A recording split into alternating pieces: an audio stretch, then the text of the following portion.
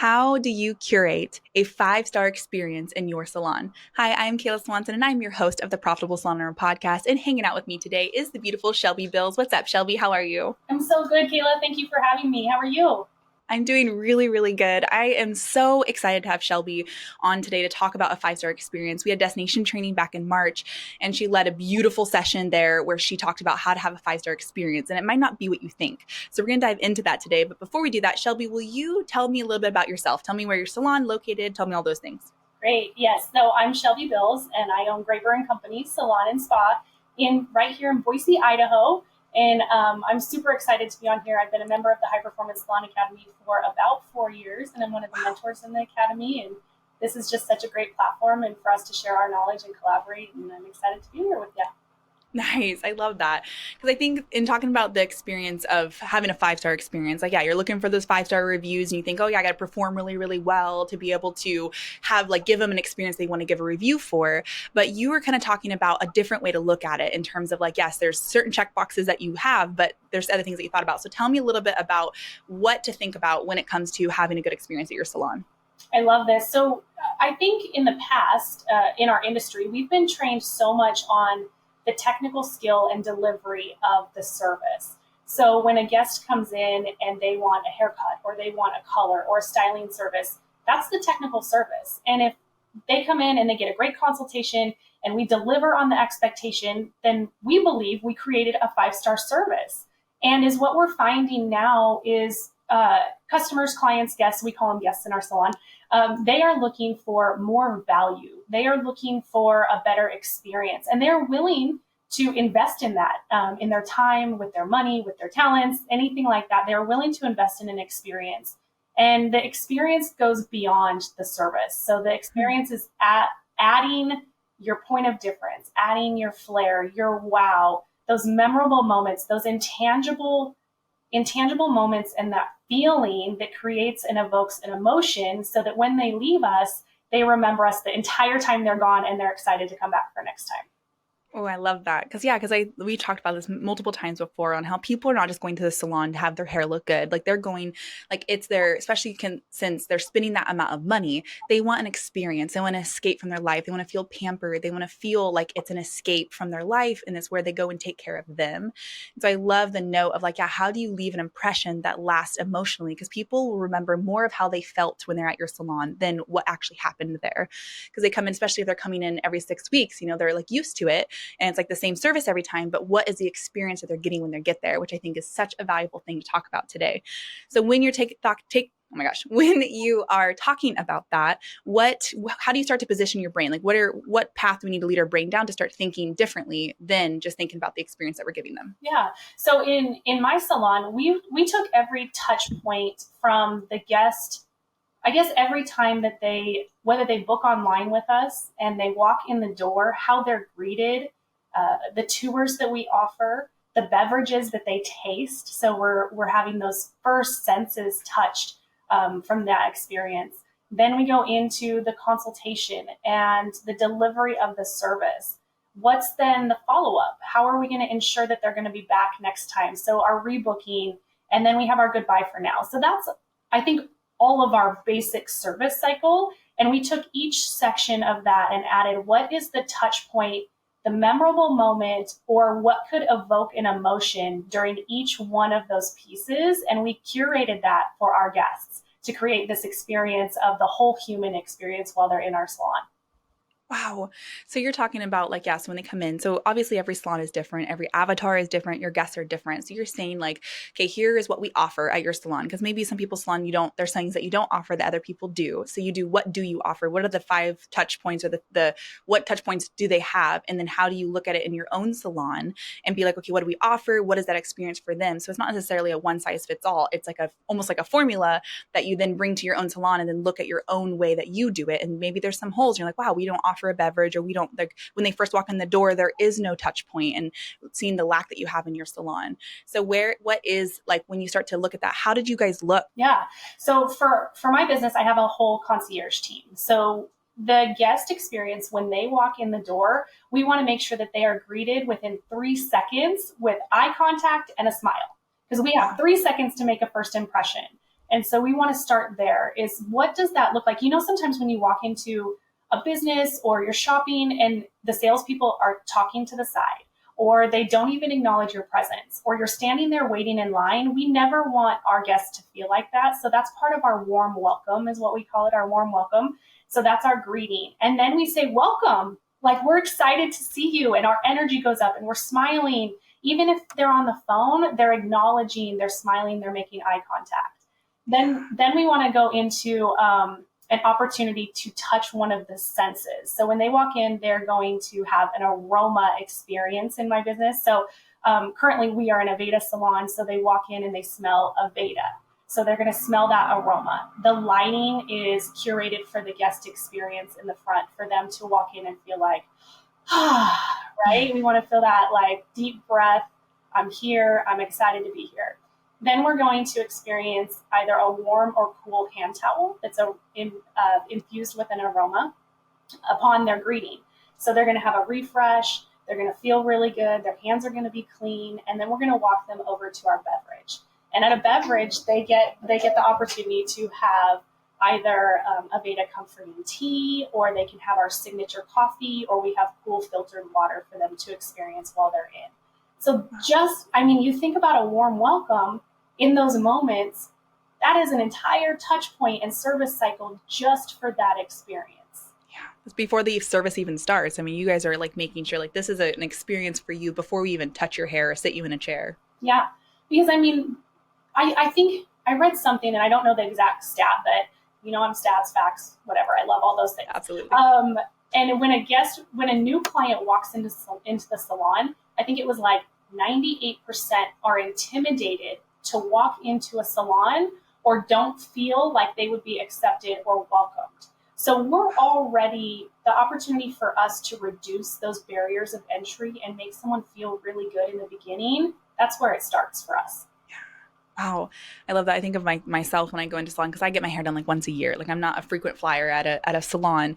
And it is like when you said that, I was like, yeah, it is kind of intimidating, because like you see people, like everybody's like, so comfortable there. And I'm like, man, I go once a year, and it just does. It feels like, man, this is more foreign. This is not like a very familiar place to me. And so I think like, yeah, you walk into a salon and everybody's just working, doing their own thing. And you're just like, you almost like, it's like you're interrupting. Like you kind of walk up and you're disrupting. You're like, I don't know what to say or how to get there. And that stuff, it matters. It matters how you feel, even if you're consciously not aware of how it's making you feel. It's making you feel a certain way, and it's going to like conscious or subconsciously affect your experience when your guests walk into your salon. It's going to subconsciously affect them, and it could waver their decision to come back another time, or how did it feel. And so when you go out of your way to just break those barriers down, regardless of who walks in the doors, and making that a normal practice in your salon, then you just cover that base. You just like, oh, this is how we treat every salon. So no matter who walks in, whether they come every 6 weeks or, it's their first time in, that is the experience that they're curating, is kind of what you're saying. Yeah. And I love that you brought that up, because I think that that's something that, that we all can learn from, is taking it beyond the service. Like I would never want someone to walk in my business and feel like they were a burden. Like, could you imagine like walking in and feeling like you're interrupting someone because they're having a side conversation, or because no one greeted them, and there's not an experience to that. And so that's something that we really love, and we definitely cherish for our concierge department and our support team, that they are so big on that very first experiential piece for us. Yeah. And I love the other part of it too. Like aside from the guests, even like your employees, like, yeah, you have a whole concierge team, but there's a high standard that you hold of this is how you act when somebody walks in the door. Because I know sometimes people can walk in and you can almost be intimidated by the guest. You're like, okay, well, like, I don't know really how to like man their vibe, or maybe they were having a bad day. They kind of come in. And so when you have an expectation, like no matter who it is, this is how you act. It gives your employees, it gives your staff, it gives your concierge team a method to be able to, I know how to react, or how to, when somebody walks through those doors, it's already set in motion. Like this is the standard of how we operate, rather than so then nothing's missed, because it's like an automatic action that everybody does. And if somebody's not around, then that person, you collectively as a salon know this is how we behave when someone walks in the door. So if nobody talks to them within 3 seconds, then I will jump in and be like, hey, hi, welcome to the salon, which I think is really cool, having both ends of that for the guests and for your employees as well. Yeah. And our team, that's something that also I think is part of the experience. Like if you see a guest and you're a stylist walking through the salon, or maybe you're an esthetician, or you're in the back in the offices, in the call center, whatever, but you walk by a client and you've made eye contact with them, that is now your trigger and your opportunity to make eye contact, to smile, to offer them maybe a beverage or a magazine, or that's where we take it one step further. You see something, you do something. Wow, I love that. See something, do something. And I think, again, holding that whole culture of like, that's how we operate. And it's like, imagine even belonging to a salon that treats people like that. Like, you want to cultivate an environment, your whole salon from start to finish, from the moment they walk in to the moment they leave, even when they go home and they're telling their friends about it, be like, man, you got to check out this salon. Like, it just felt so good. It was so like, think of the most relaxing place you've ever been. Maybe it's on vacation, you're sitting in the sand or whatever it looks like. You want to feel that relaxation, and you bring it to your own neighborhood and your own town where people can experience that on the daily or on the weekly, 6 weekly, and be able to experience that constantly. Like, that's the kind of thing, especially at a spa, you're having like those kinds of services, they warrant that relaxation and that experience that you're having. Cause it's like, I mean, there's other parts of it, like cleanliness and like the environment. Yeah. So let's walk away. So then they first walk in, we talk a lot about that. What comes next after that? And then we're not just like, come on back. Right. Yeah. It's not like first things out of your mouth. Yeah. We see that a lot. So then we'll go into the service. And so let's say it's in the salon service and it's a hairstylist with their guest. They're going to sit down in a chair with the guest, sitting down eye to eye, and do an eye to eye consultation. We're not standing behind the guest. We're not standing in the mirror. We're not saying, do you want the same as last time? It's a full consultation. And that consultation is going to, first off, let us know why the guest is here. We're going to make sure that we're inspecting their expectations. What do they want? And we're going to look at pictures of their inspiration pictures. How are we going to know that we deliver on what they want? We're then going to talk about their scalp analysis. We're going to talk about their hair. Do they need a scalp treatment? Do they need a bond repair treatment while they're in? We're going to offer those opportunities. We're going to also talk pricing in the consultation and make sure that the guest understands the investment. And if that's not in their beauty budget, this is the opportunity we get to talk about what is in their beauty budget and how could we create a service for them today that works for today. So that's just the consultation. Yeah, I love that. Now, do you guys do that, whether it's a new guest or a returning guest? Like, that is the standard of any guest that sits in the chair, consultation first, no matter how many times they've been in your salon? So in the past, it was generally a new guest experience. However, why would we be treating new clients in a different way than we are treating our existing retained guest who loves us? They're coming back every 6 weeks, and we're not asking them every time what they want. Do they want to change something? Are they happy? Do they have a scalp concern? We don't know if we're not asking. So now we're implementing that into every guest every time. Wow. I love that. Like, because yeah, you don't think about that. You're like, oh, well, we're used to them. We're buddies now. Like, I do think that when, you get more used to people, then like how you treat them and what your expectation of how you act is, it kind of starts to falter, because you're just like, well, you're a loyal customer now. So then I don't have to worry about you leaving because, we're have a friendship now. Right. But then the next salon down the street opens up, somebody tells them like, man, the experience that I had there, then what's going to stop them from being like, well, I'm going to go experience that. And then I love what you just said about like, it's realizing that we should be treating our guests that way as a standard.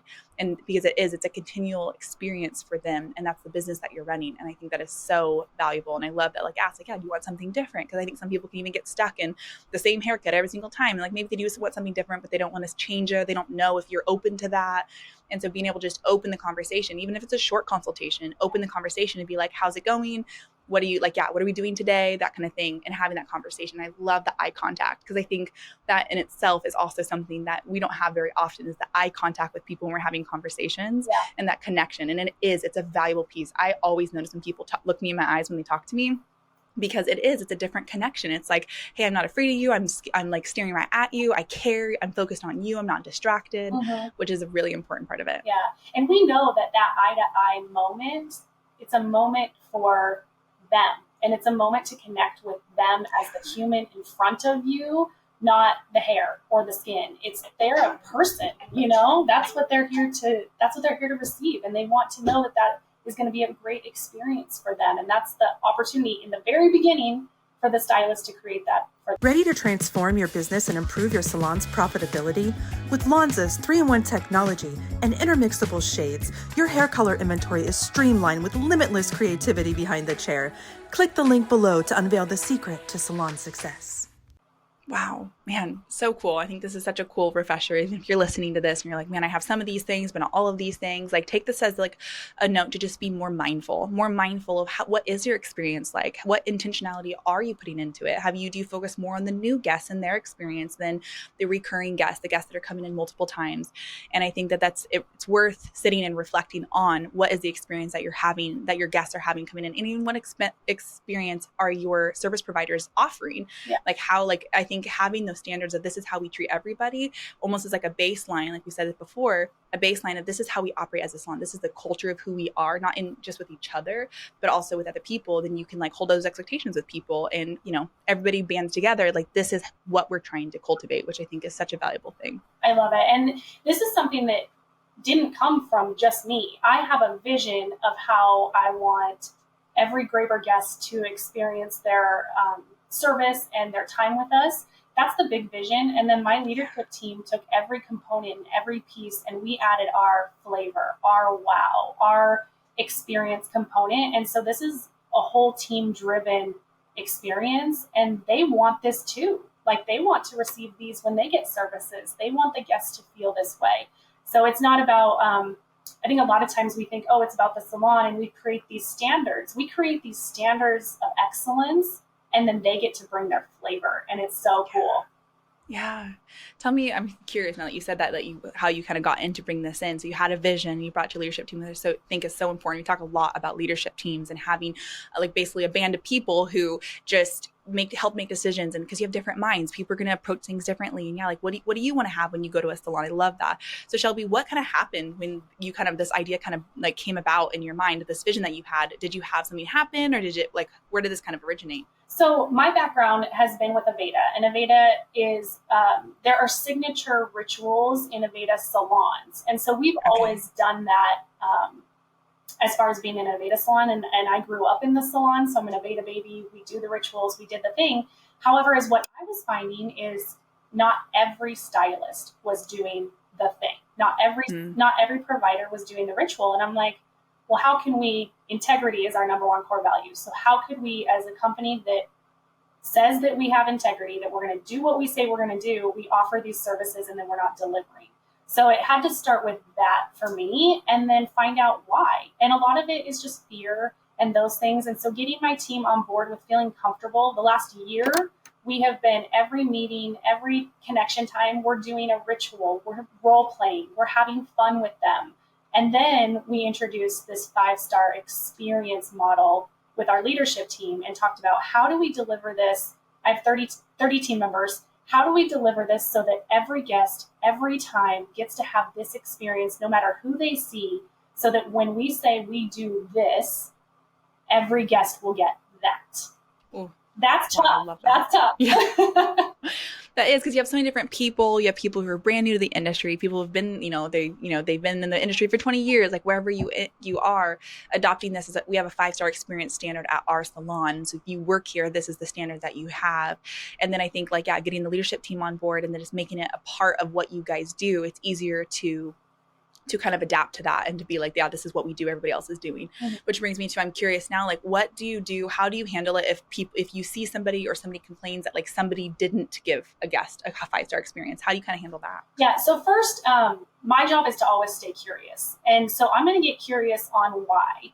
And so then I'm going to find out, like, let's say that's one of my probably newer level stylists usually, or a very busy seasoned stylist. So either it's time or education is a lot of times what I know is the barrier or the hurdle, yeah. Right? And so then I'll stay curious. I'll go to them and I want to know what happened in that. And then that's their opportunity to tell me, like, that guest does not like the hand massage. They don't want to be touched in that way. They are on a time constraint, whatever that is for them. Then we talk about like, okay, well, that makes sense. So next time you have a guest that's on a time constraint, what is something else that you can add as what's the alternative? So because we still want the guest, even if they're running late, they're stressed out, they don't want it, they maybe want something else. And is there another option? I love that. So then do you take those, like when that situation happens, do you then bring it to your team and talk about it with the rest of the people? Like, hey, this is a solution that we found to this person who's running late. So then as things happen, you learn from like, oh, this is a situation that could occur. You share it with the rest of your teams and be like, if this happens to you, this is how we can handle it in the future. Yeah, so we meet once a month and we do collaboration, celebration. They're not meetings, it's really collaboration and celebration opportunities. And so if this is something that one of my team members experienced, we want to bring that to the forefront. So then I would be like, let's say that was Sarah, and I would say like, hey, Sarah shared something that happened this last week with her. Can we talk about that for a minute? And then I'll ask Sarah, I'll be like, hey, tell me about what happened with the guests. So Sarah's the one setting us up for the whole team. And then I'm going to quiz Sarah on like, okay, well then what did you do? Well, then this is what the guest said. Awesome. So what could we do next time? And so she's the one coaching and teaching and training the whole team. Okay. And then it opens up dialogue and maybe someone else has another thought or something better, because I mean, the genius is in the room. They know better than I do, and they're going to create something so much better than what I even came up with. Wow, I love the lace between all this whole conversation on how involved you are with your team and having them make more decisions. Because yeah, like I did this 21 Laws of Leadership book, and it talks about like getting your team's buy-in, and it's like all the laws of like to be a good leader. It's like making sure that your team feel like you are a good leader in terms of like they have input as well, because nobody wants to just be like a shut up and follow me kind of person. They want to be a part of it. Especially we talk a lot about when you're building a salon, you don't have a salon if you don't have your team, and your team wants to build their careers and they want to elevate themselves and they want to be a part of something that's bigger than themselves and be a part of a culture and a mission that is going to continue growing, and they can help make decisions and things like that. I love what you said, Shelby, about the geniuses in the room. And so leaning into your team and asking those questions and getting them involved in having the conversation is such a cool way to get them to come up with those ideas. Like, what can we do instead? Like, here's our standard. It didn't work for that particular client. So what could we do instead? And keeping those conversations open. So you said you meet once a month? Yeah, so we'll meet as a whole team once a month. Leadership team meets twice a month. Concierge team meets once a week. So we have touch points throughout the departments too, which is awesome because like as we were creating this 5-star experience and we rolled into the technical delivery, so I'm not a stylist, my background is in business and marketing, and so we roll into the technical delivery. I default to my leadership team and I say, well, what do you guys want to create? Because this is your wheelhouse. And then they get to get really, really excited about what comes next in the technical delivery and that 5-star experience. Wow, that's so cool. So when you say you have a concierge team, is it just people like their job is designated to the experience, or what's that mean when you have a concierge team? What's their role? So there are receptionists, right? So Okay. they're going to greet, they're going to offer tours, they're going to welcome, they're going to check in the guests, check out the guests, ensure the tickets are accurate. They are retail experts, so they are in sales also. So we fully expect them and train them. Education comes from us, so we train them on the products. They get to be part of the daily. We don't do a daily huddle per se. We have a daily group text. So they do put out the sales goals for the day. They do an inspiration piece for the day. They keep us updated, like where are we at on rebook throughout the day. And then they're making sure that like inventory's done, our promotions are set up, our whole front of house looks beautiful, and that guest gets to have that experience.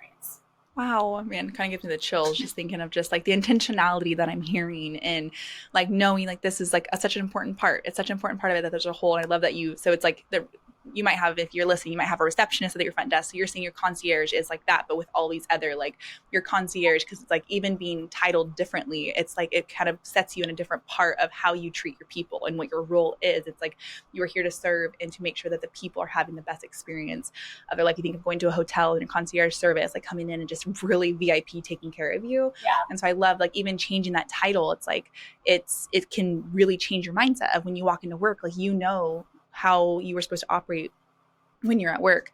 And I think that's really cool. Man, Such a valuable thing. So cool. And they also support our team. Like the reason that we get to be a great team-based business, right? We're an employee team-based business is also because the amount of support that we have and that our team has, and they can deliver on this 5-star experience because they know that there's a whole bunch of other people taking care of the other pieces and parts of this guest experience. So they get to lean on each other, and it's a beautiful dance. And yes, days are chaotic and crazy and wild, And Yeah. it goes by so fast and we have such a blast. Yeah. And I love what you just said there. And I'll make sure to hit that point of like, it's, yeah, when you establish this as a standard as your whole team from the start to finish, and we'll talk a little bit as you in the service because we haven't hit that yet. But when you talk about every person, every staff member, every service provider in your salon has the same goal and outcome of the 5-star experience for each guest, then, wherever the handoffs are, where the concierge team to the service provider, like they all know that like they have confidence in each other that we're all held to the same standard of how we treat our guests. So they know like when the service provider takes, it's a handoff, they get their guests, they already know like, man, they've had a really great experience. Now I can continue and follow up with that. But you can feel the energy of that guest is completely different because you can just tell like they have had a beautiful experience and now I'm going to continue that experience. And you guys trust each other to be able to accomplish that, which I think is really cool. There's no balls dropped in like, oh, this didn't happen because you're just trusting each other for that to happen, which is a really cool point that I love that you just made. Yeah. Yeah. So tell me a little bit about, so we talked about the service itself. So then as it wraps up, you do the hair or you do hair or do esthetician, whatever the service is, then how do you guys kind of close it out? Yeah. So pieces in the service that we don't want to forget are our retail recommendations. We call it the art of recommendation. My Love job is to be the professional for that guest. And they come to us because we are the professional experts. We are not their financial advisor. We are not their accountant, and we are not there to check their wallets. We are there to professionally recommend and be the experts on the things that they need to use for their hair care, their skin care, maybe their body, their wellness. We may even have resources outside of our industry that we can refer to. And so we want to talk about that in the service. So they're doing retail recommendations. They're making sure that the guest knows what the opportunities and options are for the additional services, for the home care product. Towards the end, if they ask or if we know that we want to teach them a little style lesson, they may take a section of the hair and hand the brush and blow dryer over to the guest, show them a new technique. They may get a curling iron. So we want to do, I love that Jason talks about the learn, turn, teach model because we do that in the 5-star experience. We want to teach our guests how to recreate this at home. Wow. So that happens in the chair also. Wow, man, honestly, that is such a cool thing because I think it is like, I think some people might think the opposite, like, well, no, we want them to keep coming back to us. But like for me and myself, like, man, yeah, like how do they get my hair to look like this? I can never replicate what that is. But even like the feeling of them showing me how to do it would make me feel like, man, like they care about how I'm going home. They care about how I feel every day, not just how I feel walking out of the salon. They care how I'm going home, which I think is so important. Like I want you to feel like a supermodel. You walk out our doors and your hair is blowing in the wind and there's the paparazzi around and all the things. And I want you to walk around like that for the next 6 to 8 weeks because not only do you feel good, your confidence, like you're powerful, and you're our walking advertisement. So we want to make sure that you feel like that all the time, whether you're with us in the salon or whether you're at home or with your family or in your business, in your career, whatever you're doing, that you feel empowered to have all of those skills and abilities and products and all the things that you need. Wow. I mean, and that right there is a mission for your salon that's bigger than I just do hair. It's bigger. It's like you're elevating the world's perception of the beauty industry, which is it's our mission is the High Performance Salon Academy. And it's just like the perception of how we treat people and what we're doing and our mission of why we're doing this in the first place. And I love the extra level of thought that goes into it because it's a retention. Like you're going to retain more people because that is the experience you're offering them to think about that, which I think is super cool. Okay. So then you wrap it up. So that's the service retail recommendation. Then you start to wrap it up. Yep. So then we're wrapping it up. Color guests while they're getting a service. We do complimentary hand treatments and paraffin dips in a color service. Oh my goodness. So that also happens during the service while they're processing. So then we've done our blow dry experience. We've done our style lesson. We've done all of those things. Now we're going to finish with our goodbye. So our goodbye includes the rebook, and the rebook could happen at any touch point. So the rebook is the conversation during the consultation. It might happen during the processing time where the stylist just pulls out their mobile app and they can just book right from the chair so that guest doesn't have to wait until later, which is what we prefer because the less wait time at the end of the service, we would rather have that happen there. Yeah. Now, if there's not an opportunity to do that or they don't have processing time, then we will finish out. So we will offer them a gallery stroll through all of our retail products. We will go up and make sure that they know exactly where the products live on the shelf. The top 3 products that stylist recommends for the guest. They may stop, they may talk about the touch points or the most important things of that product, how to use it, Pricing is listed right there. They're going to pick it up, put it in their hand or in a basket. So we have two options. And then they're going to walk them to the front desk. And then our concierge team will check them out. So our biggest touch points at the end is we want to make sure, did we deliver on the expectation? Oh, consultation, we took a before picture. Finish up, we're taking an after photo, and we're going to upload those into our software. So if any questions ever come up, we have those for reference. And Beautiful. Then they're going to do the gallery stroll. They're going to go to the concierge team. They're going to make sure that their appointment is rebooked for next time.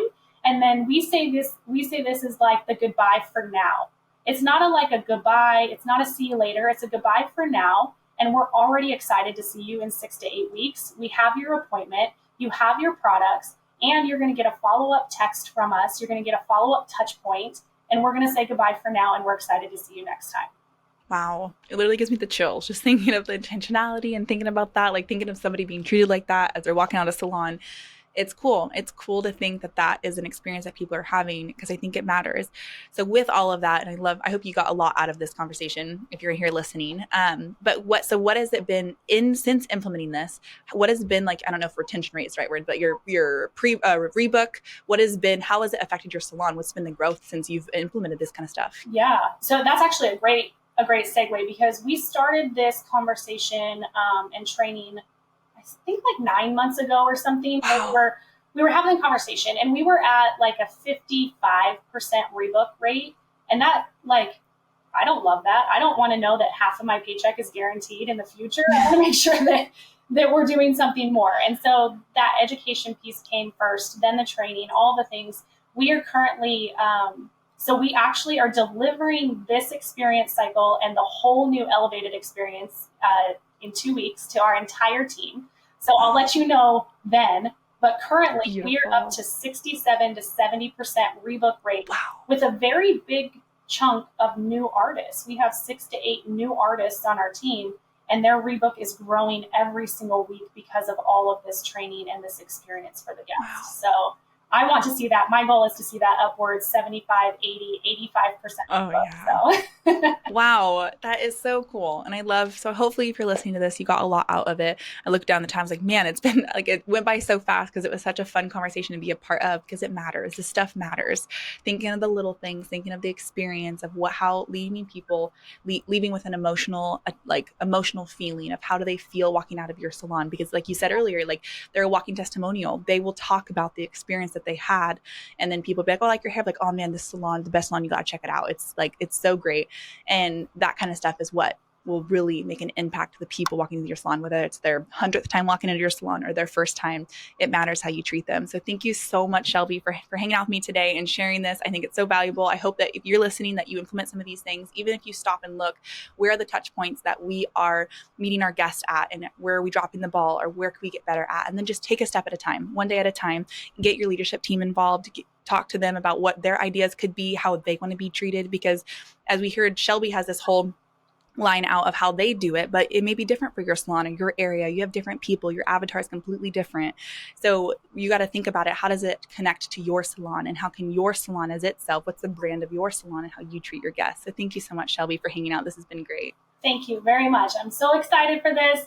And everybody create your flavor, your wow, and just make it yours. And whatever that is, it's going to be beautiful and perfect. So. Exactly. All right. Well, thank you for hanging out with us, and we'll see you next time on the Profitable Salon Owner Podcast. You've been listening to the Profitable Salon Owner Podcast. Be sure to like, subscribe, leave us a review, and check us out at profitablesalon.com for more episodes, content, and to help you turn your salon into the business you've always dreamt of.